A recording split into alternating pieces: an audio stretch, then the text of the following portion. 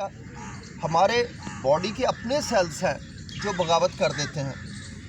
ना सिर्फ बगावत कर देते हैं बल्कि वो दूसरे सेल्स की सारी फूड और सारी एनर्जी जो है वो लेना शुरू कर देते हैं, आकाश बेल की तरह। याद रखिए, यहाँ मैं जिक्र कर रहा था दुनिया में नंबर 1 हार्ट डिजीज़ तो है ही, किलर नंबर 1 डिजीज़। नंबर 2 पे अब हालात में ये आती जा रही थी, बल्कि नंबर 3 पे कैंसर। लेकिन इनको नीचे से पछाड़ के ऑटोइम्यून डिसऑर्डर्स ऊपर आ गए हैं। नंबर 2 जगह उसने ले ली है। ऑटोइम्यून डिसऑर्डर्स जो है ये 700 से ऊपर मुख्तलिफ बीमारियां हैं और यकीन मानिए सबका ताल्लुक़ हमारी लाइफस्टाइल से है। अब कैंसर ही को ले लें, इससे बचने का तरीका ये है, मसनूई रोशनियाँ चंद एक एहतियाती तदाबीर हैं। मसनूई रोशनियाँ यानी इशा के बाद आप कमरे में टीवी, मोबाइल, कंप्यूटर, हर तरह की लाइट्स को बुझा दीजिए। एक दरवाज़ा बंद हो जाएगा कैंसर के लिए। ओके।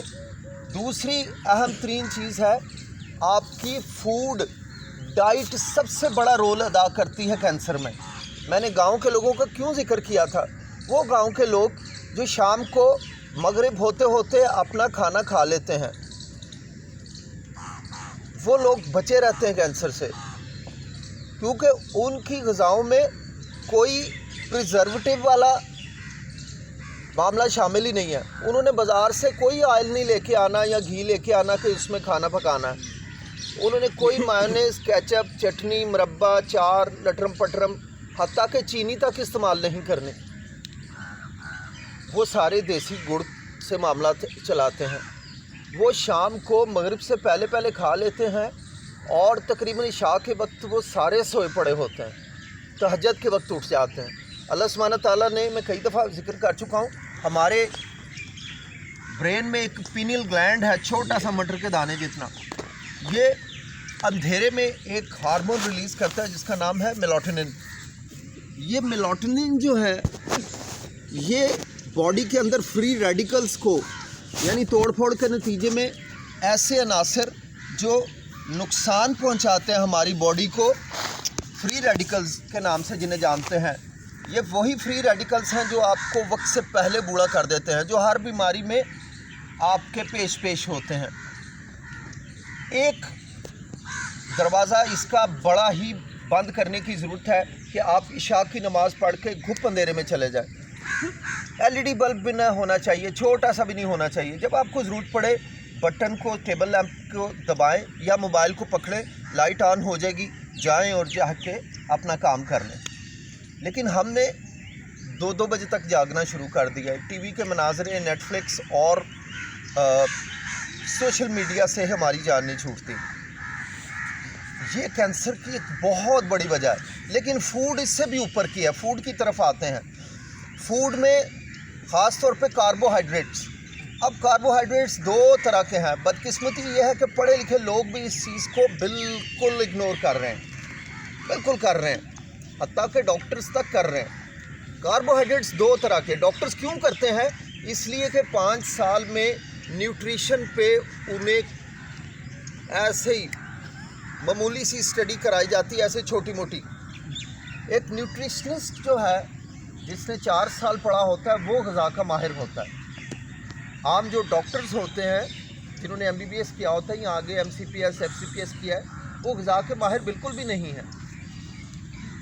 इसलिए वो ख़ुद भी इसको इतनी अहमियत नहीं देते और ख़ुद भी बेशुमार बीमारियों का शिकार हैं, क्योंकि वो लोग इग्नोर करते हैं चीज़ों को। तो कार्बोहाइड्रेट की तरफ आ रहा हूँ। कार्बोहाइड्रेट सिंपल और कम्प्लेक्स कार्बोहाइड्रेट है।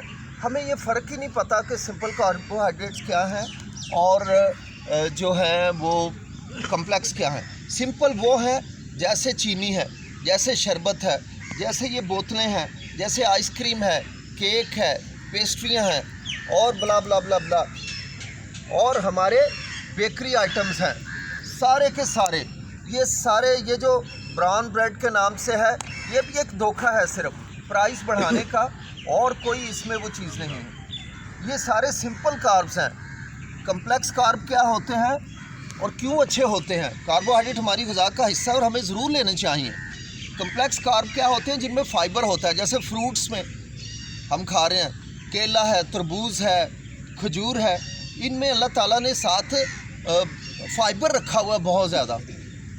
अच्छा, इस फ़ाइबर से क्या होता है कि जो ग्लूकोज़ है वो उसके लेवल शूट नहीं आते, एकदम से शूट नहीं आता, बूस्ट नहीं मिलता। जो उनके अंदर फ़ाइबर है वो उसको आपकी गट में उसके एब्जॉर्प्शन को स्लो कर देता है। तो आपको कार्बोहाइड्रेट मिलता भी है, लेकिन चेक एंड बैलेंस के साथ। मनमानी की कोई इजाज़त हो, कोई ज़रूरत नहीं होती। लिहाजा समझिए, पहचानिए, फूड को पहचानिए। खुदा की कसम, दुनिया की हर बीमारी का आगाज़ हमारे किचन से होता है और हर बीमारी का इलाज भी किचन में है। हमें कोई मेडिसिन की ज़रूरत नहीं है। ये मैं नहीं कहता, ये आपको बहुत बड़े बड़े इवन अमेरिका के, यूके के बड़े बड़े डॉक्टर्स हैं, वो भी इस चीज़ से मुत्तफ़िक़ हैं कि आपके किचन में हर बीमारी पैदा होती है और किचन में हर बीमारी की शिफा है। इसके लिए मेडिसिन की कतई ज़रूरत है ही नहीं। बहरहाल फिर भी हम एक्यूट डिजीज़ में हमें मेडिसिन की तरफ ज़रूर जाना चाहिए। खुदा न खास्ता किसी को पेंडिसाइटिस हो गया, किसी को कोई फ्रैक्चर आ गया, या कोई किसी को एक्यूट एमरजेंसी है, तो मेडिसिन का वहाँ पे लाजमी इस्तेमाल है। ये नहीं कि आप किचन की चीज़ों को ढूंढने बैठ जाएं, मैं मना नहीं करता उस चीज़ से। तो हमें क्या करना है? अपनी फूड को समझ के यूज़ करना है। ना सिर्फ समझ के यूज़ करना है, बल्कि उसका इस्तेमाल इस तरह से करना है। अब अगर फ़र्ज़ करें आप 1 मील अ डे पे आ जाते हैं, तो कोई रीज़न हो ही नहीं सकती कि आपको दुनिया में किसी किस्म का कोई मर्ज़ लाहक हो। क्रॉनिक डिजीज़ जो कि सारी ज़िंदगी के लिए चिमट गए हैं, जैसे कैंसर है, हार्ट डिजीज़ है, डायबिटीज़ है, मेटाबॉलिक डिसऑर्डर्स हैं, ऑटोइम्यून डिसऑर्डर्स हैं, आपके ये जो किडनी और लिवर की डिजीज़ हैं,